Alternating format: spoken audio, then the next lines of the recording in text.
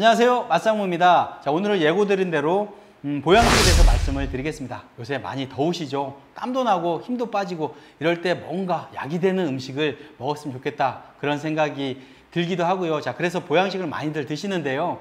근데 보양식을 또 양생 음식이라고 합니다. 양기를 길러서 몸을 보호하는 음식, 그리고 옛말에 약보 불여 식보라는 말이 있습니다. 뭐냐면 암만 약을 많이 먹어도 좋은 음식보다는 못한다. 그리고 약식동원, 옛말 아시죠? 약식동원, 약과 음식은 같은 근원이다. 그리고 어머니, 아버지가 항상 하신 말씀, 밥이 보약이다. 다 한국 사람처럼 먹는 거에 대해서 집착하고 먹는 거에 대해서 굉장히 의미를 두는 나라도 별로 없는 것 같아요. 이렇게 몸이 좀 나른하고 힘이 없을 때는 뭘 먹으면 힘이 날 것 같아요. 그래서 보양식은 기본적으로 무엇을 먹어서 그것을 취한다는 겁니다. 예를 들어서 자, 빨리 달리는 음식, 빨리 달리는 그 짐승을 잡아먹으면 내가 빨리 달릴 것 같고, 유연한 짐승을 잡아먹으면 내가 유연해질 것 같고, 그런 거에서 출발을 하는 거죠. 그래서 힘이 센 짐승을 잡아먹고 어떻게 성행위를 길게 하는 해구신, 그렇죠, 물개가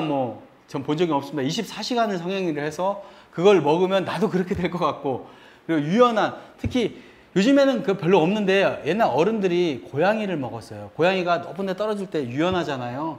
그래서 고양이를 먹으면 관절에, 허리에 좋다 그래서 고양이를 잡아먹고 그렇게 하는데, 장어 힘이 좋아서 장어를 먹는데, 사실 장어를 영양학적으로 분해를 해보면 그냥 단백질과 지방이에요. 그런데 자, 보양식은 그런 능력을 가진 짐승을 잡아 먹어서 내가 그것을 취한다. 거기서 이제 기본적으로 출발이 되는 거죠. 자, 그리고 옛날에 먹던 보양식이 지금 현대까지 오는 거는 약간의 문제가 있는 게 뭐냐면요, 지금은 과영양의 시대입니다. 너무 먹을 게 많아요. 맛상무도 정말 살쪄서 죽겠어요. 저도 다이어트 한다고 운동 열심히 하는데도 그렇게 살이 찌는데, 옛날에 먹을 게 없을 때, 정말 보릿고개 넘기고 몸이 허해졌을 때 짐승을 잡아먹으면, 풀만 먹다 고기를 먹으면 눈이 번쩍 떠지는 거죠. 자, 풀만 먹다 기름이 들어가면은 힘이 불끈 솟는 거죠. 단백질이 들어가면. 그래서 보양식을 먹으면 힘이 생기고 또 여름을 날 수가 있었는데, 지금처럼 과영양인 상태에서 그 단백질을 더 먹으면 자, 쌓기에 쌓기를 더해서 쓰러질 수가 있어요. 그런데 똑같은 식으로 먹어서 내가 힘을 낸다, 그래서 열심히 먹고 그런 건 좀 약간 문제가 있을 수 있다. 한마디로 고지혈증 환자가 기름기 있는 걸 계속 먹게 되면 어떻게 되겠습니까? 탈이 납니다. 지금 약간 그런 위험한 선상에도 있는 것도 사실이에요. 21세기 현대에서 보양식에 대해서 짚고 넘어가야 될 부분이 몇 가지 있다고 생각을 합니다. 음식은 좋지만은 이 보양식을 맹신하거나 과신하거나 너무 많이 드시면 문제가 생길 수 있는 게, 보통 첫 번째는 아까도 말씀드렸듯이 과영양이죠. 이게 고단백, 고지방이 많기 때문에 지금 그렇지 않아도 영양이 과잉인데 계속 먹게 되면은 문제가 생길 수가 있어요. 혈관도 막힐 수 있고 과영양에서 문제가 생길 수도 있고. 자, 몸에 이상이 생기면, 몸에 힘이 없다, 그럴 때 호르몬 이상이나 내분기계 이상일 수가 있어요. 그런데 음식을 먹으면 나 힘이 난다, 계속 음식만 먹게 되면 그게 더 문제가 생길 수 있는 거죠. 몸에 힘이 없고 굉장히 기력이 떨어진다 그러면 병원에서 한번 검사를 받아보시는 게 좋은데, 그런 다음에 자, 영양을 좀 더 섭취하십시오, 약을 드십시오, 이렇게 해야 되는 건데, 그냥 음식에 의존하다 보면은 더 병을 키울 수가 있는 거고요. 자, 두 번째는 출처가 불분명한 식재료를 우리가 섭취하게 되는 것이죠.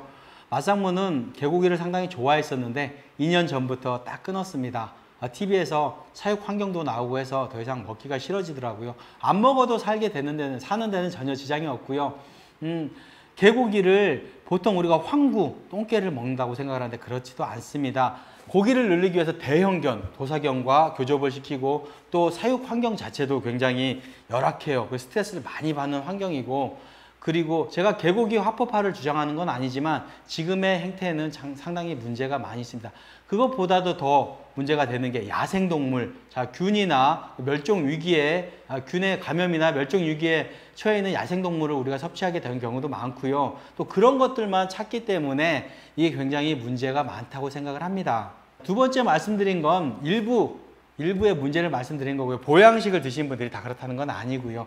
그리고 세 번째는 획일화된 식문화입니다. 보양식은 뜨겁고 국물 있고 막 짜고 그런 게 많잖아요. 그래서 먹고 나면 땀 흘리고 막 그러시는데, 좋습니다. 다 좋은데 굉장히 식문화가 좀 단순하죠. 그리고 과열이 많이 돼 있어요. 좀 더 뜨겁고 좀 더 기름지고 이런 쪽으로 많이 가는데, 어떻게 보면 진한 고기보다도 수박 한 통이 우리 여름을 나는 데는 훨씬 몸에 좋을 수도 있습니다. 그래서 여러 가지 찬 음식, 따뜻한 음식, 뭐 미지근한 음식, 뜨거운 음식 그런 식으로 식문화가 좀 다양화됐으면 좋겠고 보양식 문화도 그렇게 다양화가 됐으면 좋겠습니다. 너무 국물이나 고기류나 뜨거운 음식들만 많이 먹는 그런 문화는 아니었으면 좋겠다. 그런 생각도 해봅니다. 자, 그래서 기존의 보양식이라는 이름도 조금 바뀌어야 된다고 생각을 합니다. 여러 번 말씀드렸지만 지금은 영양이 많이 모자라서 음식으로 꼭 채워야 되는 또 그 철에만 먹는 음식으로 꼭 채워야 우리가 여름을 날 수 있는 건 아니기 때문에 보양식이란 이름보다는 제철 음식,